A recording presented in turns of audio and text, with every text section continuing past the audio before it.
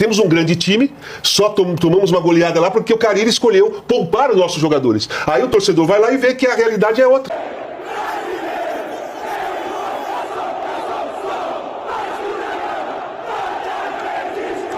Família, essa aqui vai diretamente pra galera que não suporta mais Fábio Carille como treinador do Vasco. E por que eu estou fazendo essa separação? Porque tem sim vascaínos, pegando aqui como exemplo os meus vídeos, os comentários, tem uma galera que defende o trabalho do Fábio Carille. E olha, eu não acho nenhum absurdo não, tá? Posso até colocar aqui alguns pontos porque eu defendo a saída do Fábio Carille, principalmente depois do jogo contra o Corinthians, mas não acho nenhum absurdo não. Agora, essa galera que não suporta mais o Carille, tem alguma maneira de eu mudar a sua visão, opinião? Tiagão, sextou, de repente tomando uma, você pode até mudar minha opinião, mas eu acho difícil, Tiagão. Então, olha só, eu acho que eu não tenho essa capacidade, mas Casagrande tem.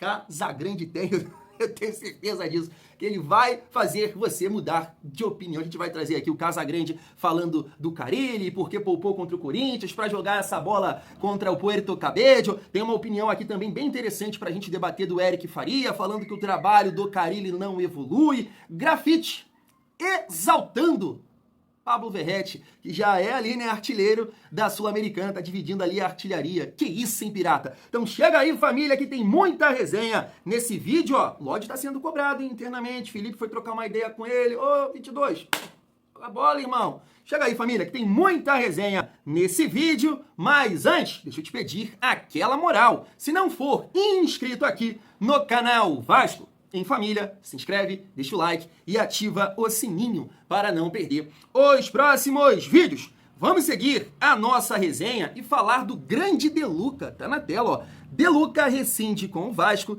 e acerta com o Cuiabá em definitivo. Poxa, eu nem destaquei aqui no canal, mas teve uma resenha dessa aí, vocês podem até me corrigir, que ele discutiu com o Felipe, né, Felipe Maestro, não sei se teve esse papo realmente, mas que bom, né, não tava pra ficar pagando o De Luca é bem limitado, me chama atenção, família.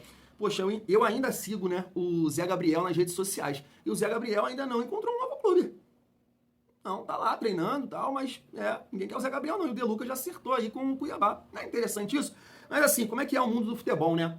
Você pega aí o De Luca, quando ele chegou, foi uma das primeiras contratações, né, do Paulo Brax, da 777, mas assim, eu pego dois jogadores que estão no atual elenco, e eu acho que a maior parte da torcida entende que eles podem contribuir demais, um é até titular, né, que é o PH, e o outro jogador que é um bom reserva, entendo, que é o Matheus Carvalho, mas se eu tivesse que apostar nesses três jogadores, analisando os números, né, da carreira ali, do ano anterior, eu apostaria no De Luca, porque era um jogador que estava ali atuando, né, no Bahia. Matheus Carvalho, o canal Atenção Vascaínos, até trouxe um jornalista lá do Recife, né, falando que era a quarta, quinta opção. O PH não era titular absoluto no Juventude, aí o Galo contratou, mal vestiu a camisa e veio pro Vasco. E o De Luca, né, basicamente jogava ali no Bahia. E aí pra você ver, PH tá aí como titular, Matheus Carvalho é um jogador que eu entendo importante pro elenco, e o De Luca, meu Deus do céu, com a camisa do Vasco, perdão, De Luca, você parecia um peladeiro, sinceramente. Então, vai com Deus, De Luca. Seguindo aqui, pra gente falar sobre o Ryan, e olha, esse debate é bom. No vídeo de ontem, né, eu falei sobre esse atleta, sobre uma informação nova aí de renovação, que seria hoje, que ele ia assinar um novo contrato, e tá lá a galera mas me perturbando. Thiago, pelo amor de Deus, você não entende nada, ele é fraco, ele é isso, ele é aquilo, ele é ruim de bola, ele é mole. Aí eu não sei, você me deixa maluco, pô. Quando eu falo bem do Ryan, a galera critica. Quando eu falo mal do Ryan, pesa na minha mente. Meu Deus do céu, tem que ter cabeça de gelo nessa hora, Thiagão. Mas assim, família vascaína, vamos trocar uma ideia aqui, porque o Adílio Avelar tem essa informação aqui, ó, tá na tela. A ideia do Vasco sobre Ryan. Mais informações sobre a renovação do Ryan. Apuramos que o Vasco pretende vender o atacante por um valor base de 20 milhões de euros. O clube já recebeu propostas entre 10 e 15 milhões de euros, mas só aceita negociar por 15 milhões a 18 milhões fixos, com bônus que levem ao total desejado. Contrato até o final do ano. A ideia é vendê-lo na janela do meio para fechar o caixa de 2025 no azul. É isso, né? Contrato até o final do ano, mas a gente entende que ele vai renovar. Não ficou um contrato tão longo, né? Me parece porque também o staff do jogador tem a ideia de, o mais rápido possível, ir para a Europa, também por uma questão de adaptação, porque o Ryan é bem jovem, né? Tem 18 anos ainda. Então, deve ter poucas partidas aí nesse ano com a camisa do Vasco. Mas assim, família, o que eu acho do Ryan? Eu e o Ryan, eu já tive um passado com o Ryan. Eu já fui dessa galera que, pelo amor de Deus, Ryan, vai com Deus. Lembro daquela semifinal contra o Galo, que ele entra, mas sabe, sem tesão nenhum. E depois eu já falei assim, poxa, olha a atuação do Ryan contra o Criciúma, olha a atuação do Ryan jogando de 9, né, contra o Bahia. Eu acho que o Ryan não consegue produzir o que ele pode jogando aberto pelo lado direito. Aí você vai falar, mas jogou contra o Corinthians aí de 9 e não fez nada. Mas aí eu até falei sobre isso, né, sobre o contexto da partida que não auxiliou o Ryan. Não deu pro Ryan produzir nesse jogo contra o Corinthians. A mesma coisa, cara, eu sou muito fã do Verratti. Por exemplo, nos jogos contra o Flamengo, o Verratti mal pegou na bola, cara. Mal pegou na bola. Você vai falar mal do Verratti? Não, é o contexto do jogo. Esse jogo contra o Corinthians foi a mesma coisa, dificultou muito o Ryan. Tomou 2 gols com 27 minutos. Corinthians jogou um pouquinho mais atrás, né, esperando o Vasco, e aí o Vasco, a única ideia de jogo era pelos lados, para cruzar. Vai aproveitar o que do Ryan? Se o Ryan é um cara para um jogo aproximado, apoiado, para dar um passe em profundidade e ele ganhar em velocidade, uma tabela. Não, aí você não vai tirar nada do Ryan nesse estilo de jogo que foi contra o Corinthians. Cruzamento ele não vai conseguir, pô. Ele não é o Verratti. Mas assim, família, como eu disse, eu já fui dessa galera que criticou muito, aí criticava muito o Ryan. Mas eu entendo, e acabei de comentar isso com um amigo que falou que, pelo seu comentário dá pra ver que você tá acostumado a brigar pra não cair, defender o Ryan. E aí eu dei um exemplo para ele. Poxa, o Verratti, que a gente exalta tanto, é um jogador que começou a se destacar, sei lá, com 33 anos, 34 anos, e agora vive o seu melhor momento com 36. O Ryan só tem 18. Então eu já cometi esse erro, por exemplo, já critiquei demais o Peck em 22, e em 23 o cara contribuiu. O Ryan só tem 18 anos. Não dá pra galera cravar que ele é horroroso assim, sabe? Eu não tenho essa ideia sobre o jogador que, poxa, na base sempre foi elogiado, tratado como uma joia. Só tem 18 anos. Pode evoluir demais. E é o que eu acho. Na minha visão, ele tem boas características para um 9. Ele é alto, ele é forte, ele tem sim uma boa velocidade para a altura dele. Detalhe, que no Vasco não acontece muito, porque ele joga pouco também, e quando joga pelo lado não tem essa possibilidade. Ele bate muito bem na bola. E ele chuta forte com a perna canhota. Então eu vejo sim boas características no Ryan, que, cara, ele não vai conseguir evoluir ao ponto de mudar, assim, o pensamento de boa parte da torcida do Vasco, porque ele vai ser vendido aí, né, daqui a pouco, com certeza. Então espero que ajude, pelo menos, um papel colorido no bolso aí do Vasco pra gente dar uma respirada, família vascaína. Seguindo aqui, pra gente falar um pouco sobre os reforços do Vasco e sobre essa matéria, me parece, do GE, sobre o Lloyd Augusto, né, que internamente vem sendo cobrado. Tá na tela pra vocês, ó. Com avaliações distintas, Nuno Moreira, Garré e Lloyd Augusto completam 6 jogos pelo Vasco. Tem aqui a minutagem, né, como titular, como reserva. Quem está jogando mais, claro, é o Nuno Moreira, e nessa questão aqui de avaliações distintas, de fato, o Nuno Moreira é um jogador que 100% dos vascaínos vai falar em comparação com os outros dois, tá? É ele. Ele é o melhor. Ele sabe jogar. Tem boa técnica, né? Já deu assistência. Assistências, né? Pro Ryan contra o Nova Iguaçu, pro Verratti, já fez gols contra o Flamengo, contra o Santos. Então, realmente, o Nuno é um jogador que vestiu a camisa, como o próprio Carille falou, né? E parece que tá aqui já há algum tempo. O Garré, cara, o Garré eu também tô achando que vai ajudar. Também acho, porque é um jogador que estava na Rússia, né? Muito frio. Achei que ele foi bem contra o Puerto Cabello. Vamos ver agora nessa partida contra o Sport. Espero que, assim, eu acho que isso pro jogador é importante, né? Uma assistência, como ele deu pro Verratti. Eu sei que o Verratti teve que mostrar toda a qualidade dele ali, mas não deixa de ser uma assistência. De repente, um gol é aquilo que vai ser interessante, um diferencial para o cara ganhar uma certa confiança e produzir mais. Então a gente torce para isso também, né? Para o Garré ter alguns lances decisivos e aí ganhar essa confiança, porque eu acredito no Garré. Diferente do De Aranha, que fala que ele é inútil, que não vê nada nele, eu acho que ele vai contribuir sim, família. Não tô dizendo que ele é um craque, tá? Que ele vai ser um... Não, tô dizendo isso, mas eu acho que é um jogador interessante para você ter no elenco, vai disputar ali, né, a posição com o Adson, quando o Adson estiver bem, mas eu gosto do Ryan. Em relação ao Lloyd, cara, é muito difícil, tá? É muito difícil porque os scouts do Vasco aí, eu não sei se mudou ou é a mesma equipe, mas assim, uma das defesas que a gente tinha em relação a Pedrinho, Felipe, é que, poxa, essa galera entende. Para contratar, vai ter uma avaliação, eles vão ser criteriosos e tudo mais. Agora, isso aqui é difícil pela questão financeira, não estou dizendo que é fácil, mas o Vasco vem de um Jean Davi, de um Maxime Domingues e de um Lloyd Augusto. Claro que se você pegar separadamente o valor de cada um, você vai falar, pô, é difícil, Thiago. Agora, pega o valor dos 3, vai dar um jogador interessante aí, cara. Sabe? Tava vendo outro dia, Botafogo acho que pagou 13 milhões, né? Acho que foi isso, cara. 13 milhões no Savarino. Olha a bola que o Savarino jogou. Claro, né? do lado de um jogador de 100, do outro também de 100, isso acaba contribuindo, né? Tendo que o Savarino nessa temporada não tá tão bem não, como tava no ano passado.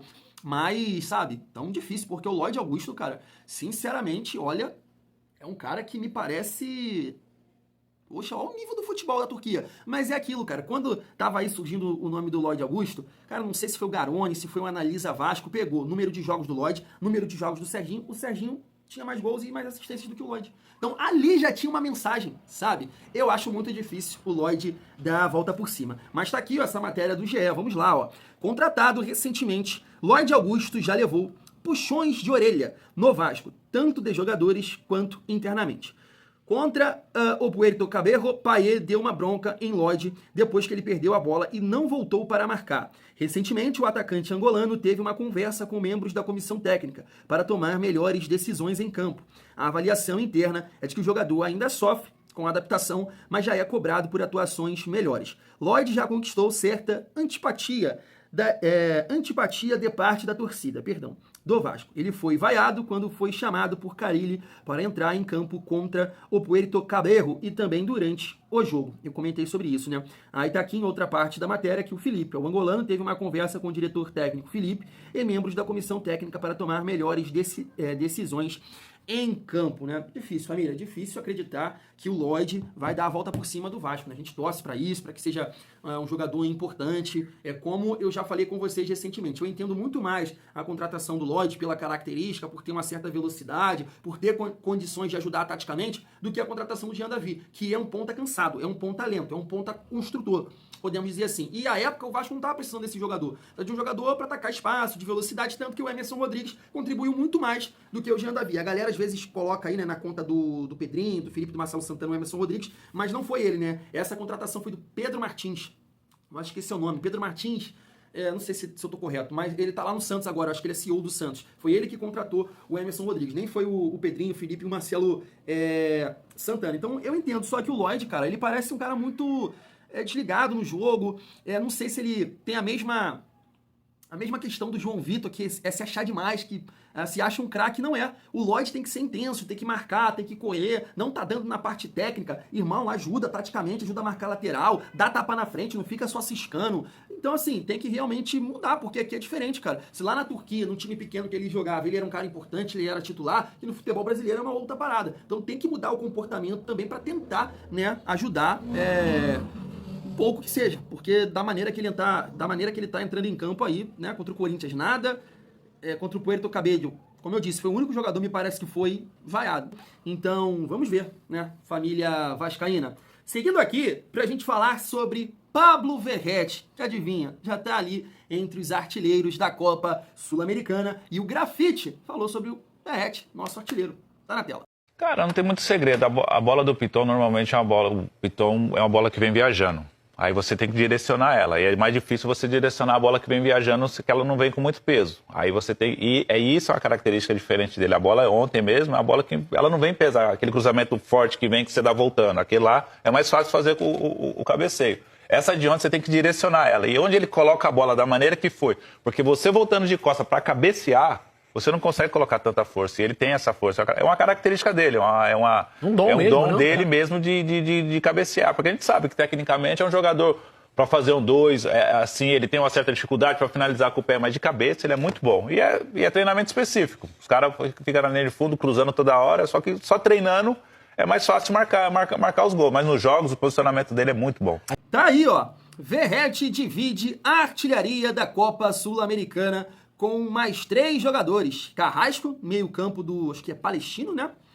Tem aqui o Echenique, que eu acho que é do Caracas, me corrijam aí se eu estiver errado, e o Cano do Fluceta, tá ali Verratti também com 3 gols. E olha, as próximas partidas nessa competição, né? 2 jogos contra o Lanús, casa fora, Verratti, tu vai ter que fazer a diferença, irmão. Porque se o Vasco, né, tem a intenção de passar na primeira colocação, tem que conquistar aí bons resultados, né? Ganhar em casa, de repente buscar um resultado interessante fora, né? Me parece que o histórico recente de Vasco e Lanús é 2 vitórias do Vasco em casa e 2 derrotas fora, né? Nesse momento, claro, tem a questão ali do saldo de gols também, porque eles estão na frente, não é tão interessante. Então o Vasco tem que ganhar em casa, de repente buscar um empate fora. E aí é como eu disse, nos próximos jogos contra o Puerto Cabello fora e o Melgar, em casa, cara, a gente tem que cravar essa classificação aí na primeira colocação. Um amigo até me questionou aqui nos comentários, falando, Thiago, como é que é fácil, como é que você acha que o Vasco tem que ganhar fora de casa do Puerto Cabello, se o Lanús, que você tá falando que vai ser difícil, empatou. A família, eu não vi assim o jogo, mas o Lanús estava com um jogador a menos, né? E mesmo assim, conseguiu empatar no segundo tempo. Então aconteceu, não sei como é que foi a expulsão, mas provavelmente, né, se não tivesse esse jogador aí, o Lanús ia ganhar deles lá, né? Goleou o Melgar. Então vamos seguir aqui, família vascaína. Para a gente finalizar mais esse vídeo, gostaria de trazer o Casagrande para você que não suporta mais Fábio Carille no comando do Vasco. Logo depois o Eric Faria também falando sobre o trabalho do Carille que não evolui. Tá na tela.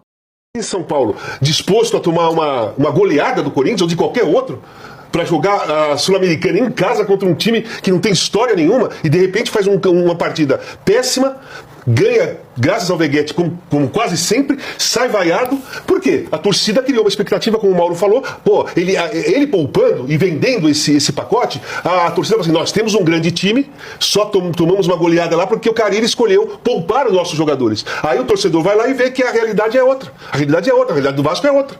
A realidade do Vasco é difícil. Vai ter um Campeonato Brasileiro difícil. Não vai ser com titular ou sem titular, vai ser difícil. E ali, se o Pedrinho vende um pacote diferente, o Carille cria a estratégia de justificativa, tudo isso o torcedor vai e compra. E na hora que vai lá a realidade, a fúria do torcedor vem por causa disso. Fomos enganados. Né? Propaganda enganosa. Eu trabalhei em alguns jogos, você trabalhou também, né, Grafa? O Vasco não tá jogando mais, não evoluiu, eu acho. Eu acho que tá num ponto ainda de estagnação, assim. O Vasco não consegue dar um passo à frente. Aí a gente pode abrir para um monte de coisa. O trabalho do Carille, se o elenco bate no teto e é isso mesmo. Os jogadores que chegaram novos ainda estão se adaptando. Então tem vários caminhos que a gente pode seguir. Mas eu acho que hoje, a gente tá no terceiro mês da temporada, porque janeiro não conta, e o Vasco ainda não evoluiu, assim, ainda não subiu degraus em relação ao começo da temporada. E eu acho que é isso que deixa o torcedor um pouco mais angustiado e preocupado. Fala, cara, a gente já disputou o Campeonato Carioca, nada. A gente já começou o Campeonato Brasileiro, nada. A gente já começou a Sul-Americana e tá, sabe assim, fazendo força para jogar, fazendo força para ganhar, até de adversários mais fracos. Então, isso é que eu acho que está preocupando. Sinceramente, eu não sei o que o Casagrande está pensando. Não sei, sinceramente. Será que ele acha que o torcedor do Vasco tá iludido a esse ponto? Para com isso, Casagrande. Ninguém pensou nada quando o Vasco poupou contra o Corinthians, porque é isso, que o time é forte, só perdeu porque... Não, pelo amor de Deus, cara, como é que esses caras... Eles falam muita merda, cara, muita merda. Ai, família vascaína. Por isso que eu falei, de repente você tá com raiva do Carille, ouvindo esse tipo de coisa, vai falar, cara, isso foi uma decisão em conjunto, com diretoria. Eu não critiquei o Carille por poupar jogadores contra o Corinthians, e eu acho que a torcida não deveria criticar. O Eric Faria até falou nesse programa aí, né, que a diretoria, né, estava de acordo em poupar alguns jogadores, mas não tantos, né? Mas aí é uma decisão médica e tudo mais. Claro, tem um peso. Poupou vários jogadores ali contra o Corinthians. Chega contra o Puerto Cabello, ganha somente de 1-0, né? Ainda sofre ali no final, né? É complicado. Mas assim, família vascaína, esse discurso aí que o Vasco vai sofrer na competição, vai sofrer como vários outros times vão. Sabe? Essa conta não é só nossa. Mesmo o Vasco jogando com toda essa dificuldade, o torcedor cobrando, o torcedor xingando lá o Carille, não é só o Vasco que vai ter essa dificuldade, você pode ter certeza disso. Até o torcedor que é revoltado da vida, que não aguenta mais, que fala que esse time é horroroso, se você olhar o contexto hoje, se você olhar os outros adversários do BR, você vai ver. O São Paulo estava ganhando ontem de 2-0 do Aliança Lima, sofreu um empate. O Cruzeiro, olha o que o Cruzeiro fez. O Santos, toda a dificuldade que tem aí. O Cruzeiro, o Grêmio também bem fraco, sabe? Então, assim, é o que eu falei lá no início do ano, lá no início do campeonato. Não vamos tirar esse confronto contra o Flamengo de parâmetro. Vamos ver como é que o Vasco vai se sair contra outros times. E aí é o meu ponto em relação ao Fábio Carille, que vai de encontro ali no que o Eric Faria falou. Porque, assim, desde o ano passado, eu tenho um entendimento, foi assim com o Paiva, e eu estava tendo com o Fábio Carille também. Se você pegar meus vídeos até o jogo ali contra o Corinthians, que eu não suportei, cara. Foi mais forte que eu. Aqueles gols ali contra o Corinthians é coisa de maluco, mano. É coisa de time de pelada. É coisa de time que não está sendo treinado. Olha os gols que o Vasco levou. Com 6 jogadores na defesa, 6, 7 jogadores. 2 jogadores do Corinthians. 3 no primeiro gol. 2 no segundo gol. 2 contra 6. O Corinthians fez o gol, pô. O Corinthians puxou um contra-ataque e fez o gol. Pô, isso é surreal, pô. Isso é surreal. Isso, claro, tem a participação dos jogadores, né? Eles estão ali em campo, tem que ter mais atenção. Rodrigo, eu coloquei o corte aqui falando do João Vitor. Mas, pô, cara, ele é conhecido por ser um treinador que tem uma defesa sólida. E aí o Corinthians com 3 jogadores, 2 jogadores nos 2 primeiros gols, e o Vasco com 6 no campo de defesa, toma 2 gols, cara, em 27 minutos, tem alguma coisa errada, pô. Tem alguma coisa errada. E no comando de ataque, o Carille nunca foi esse treinador. Tá tentando tirar esse rótulo no Vasco, mas dá pra ver que ele não é criativo a esse ponto. E aí, o que veio na minha cabeça? Cara, nesse jogo contra o Corinthians, mesmo com 8 jogadores, reservas, cara, você bota esse time na mão do Luxemburgo, com certeza era um time que ia estar mais organizado, defensivamente pra atacar espaço, pra buscar contra-ataque. Bota na mão do Jorginho, com certeza ia ter esse discernimento, esse pensamento. Mas o Carille não. O Carille foi pra lá, deixou o time exposto, com 8 jogadores de reserva, tomou uma porrada do Corinthians. Ali eu mudei, cara, o Carille não dá. Carille não dá. Carille não dá. Nem o jogo contra o Melgar me irritou tanto assim, porque eu achei que era mais responsabilidade dos jogadores do que dele. Foi falta de personalidade do início ao fim da partida. O Vasco em nenhum momento conseguiu, né, jogar o jogo, parar de sofrer. Foi sofrimento até o fim. Então não achei que o Carille recuou o time. Esse é meu ponto de vista. Quando eu analiso o mercado, como fiz no ano passado, entendo que é difícil trocar treinador hoje, né? Vou até reagir um corte lá no canal Gigante News TV, da galera lá do Charla, do Cantarelli, falando do Fernando Diniz. Eu não sei se é uma boa opção hoje. Então, assim, eu torço muito para que o trabalho do Carille possa evoluir, para calar a boca aí do Casagrande. O time dele vai sofrer também, cara, você pode ter certeza disso. O Corinthians vai sofrer, porque o Corinthians tem suas limitações também. Não é um time tão forte assim, é porque pegou o Vasco, sabe, uma atuação terrível, e aí aproveitou. Mas não pode se enganar não com esse jogo, não pode. Então assim, família vascaína, vamos torcer, né, para que o Vasco possa ter uma boa atuação contra o Sport, jogo difícil, entendo que vai ser um jogo complicado. O Sport empatou contra o São Paulo, placar moral contra o Palmeiras foi 1-1, então é um jogo complicado e a gente tem que ver, cara, algo a mais. Um time mais organizado atrás, defensivamente, não tomando esses gols de fubá, dando doce e produzindo mais na frente. Por quê? Por que produzindo mais na frente? Porque ele tem hoje mais jogadores de qualidade em comparação ao Rafael Paiva, que era muito cobrado nesse sentido, que só tinha uma jogada, hoje não. Hoje ele tem um Tietê no meio campo, hoje ele tem um Paulinho que pode ajudar na construção, ele tem um Coutinho melhor fisicamente, Nuno e Garré, não tem comparação com as opções da reta final do ano passado, então o Vasco dá pra apresentar mais, como o Eric Faria falou aí, será que bateu no teto? Não bateu no teto não, dá pra jogar mais. Vamos ver nesse jogo aí contra o Sport. Fui!